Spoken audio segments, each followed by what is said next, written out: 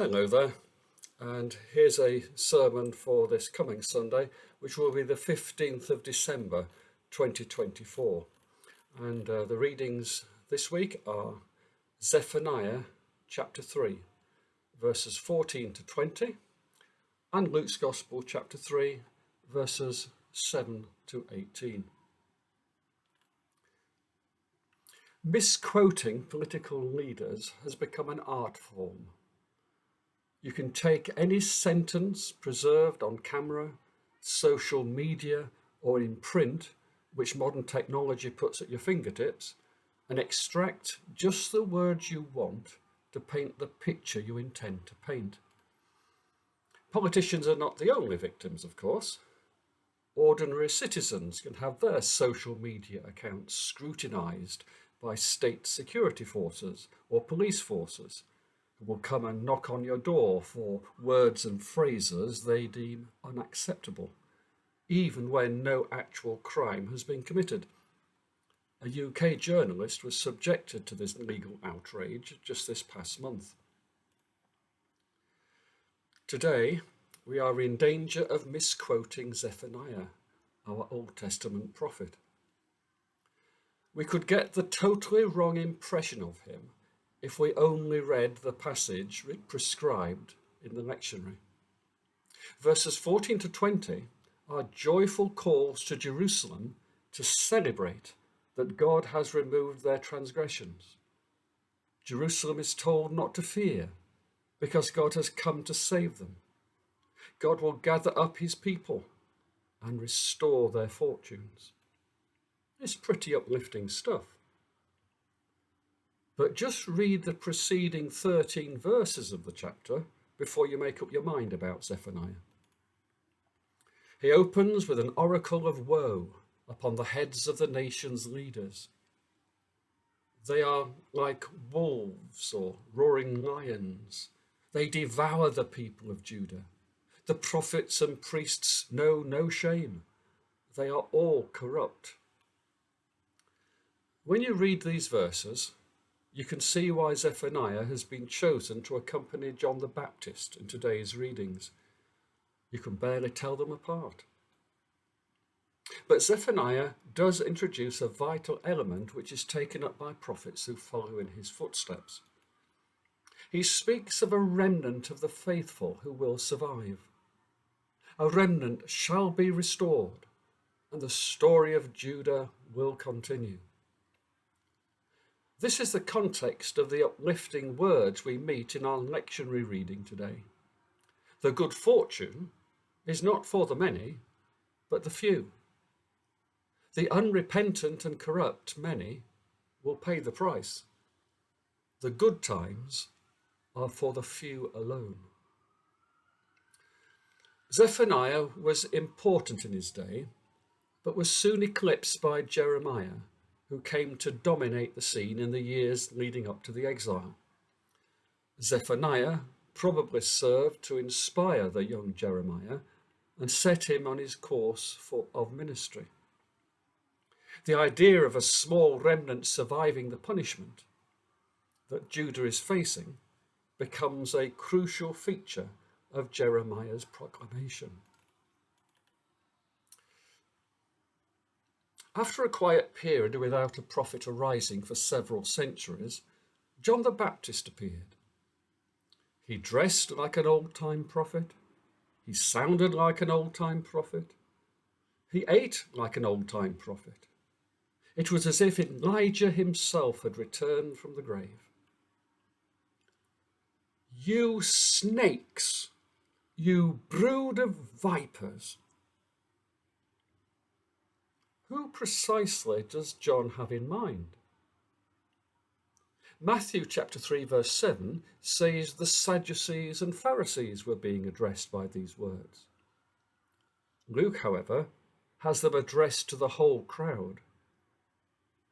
Whilst it is more comfortable for us to see the Sadducees and Pharisees as the targets, let us this year stay with Luke's version, since Luke is the designated gospel for today. Luke suggests that John intended to say that the whole of society has become corrupt and ill-prepared for what God is about to do. The dynasty, the nation, their faith, all is at risk, for the axe has been laid at the root of the tree. Unless the whole nation turns around, it will be lost. John starts with the rich, those rich enough to afford 2 tunics, when the majority of the population would own just the one. This is such an uncomfortable word to us today, who have so much wealth compared to those days. Which one of us has only the one coat, let alone the one TV, or one car, or even just the one house in many instances today? Riches dull the spirit. When we have so much in this world to look after, defend, or enjoy, it naturally takes our time, attention, and thirst away from the eternal spiritual things of God. I wish it weren't true. I enjoy the worldly wealth that makes my life so comfortable, interesting, and rewarding. But we know Jesus spoke about the dangers of storing up treasures here on earth, the foolishness of building ever bigger barns without an eye on the meaning of our mortal life, of the difficulty of getting a camel through the eye of a needle. Material wealth is genuinely seen as a threat to the life of the soul. Many Christians have renounced great wealth in order to follow Christ, the most famous example of all being St. Francis of Assisi. Yet clearly, we cannot all do that and still produce the wealth that keeps us fed, clothed, housed, educated, defended, usefully employed, entertained, healed, and medicated. For us all to turn our backs on worldly wealth would be to plunge us all back into the Stone Age and land us again in the days of great suffering, hunger, poverty, and empty lives of unfulfilled talents. To use a modern turn of phrase, none of us would then be living our best lives. We have also seen that even among those who do try to turn away from worldliness in order to serve as a reminder and example to us all, there is no guarantee that such religious motivation is any less corrupt. We've also seen that a religious life dedicated to poverty and chastity can so easily slip into a life of hypocrisy and pride. There has never been an easy answer to worldly wealth. It is something we need to function as a civilization, and yet it can also destroy us as individuals or as whole societies. The best we can say is this: remember that your wealth has a part to play in the common good. And remember that all your worldly wealth is just that, worldly, and of no abiding value whatever to your soul. That sentiment might just impinge upon our minds when in the middle of a buying frenzy this Christmas. But it's naive to think that navigating our way through life, in which our bodies are forever craving more material satisfaction, whilst our souls demand spiritual nourishment, will ever be easy.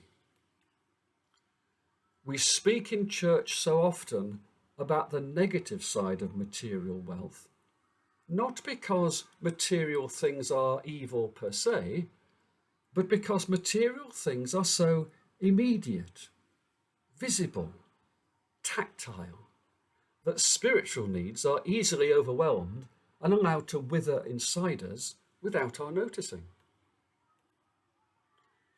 Zephaniah suggests that only a few get the balance right. The majority do lose hold of their inner core of spiritual reality. Only a few will know the happy days of a new Jerusalem.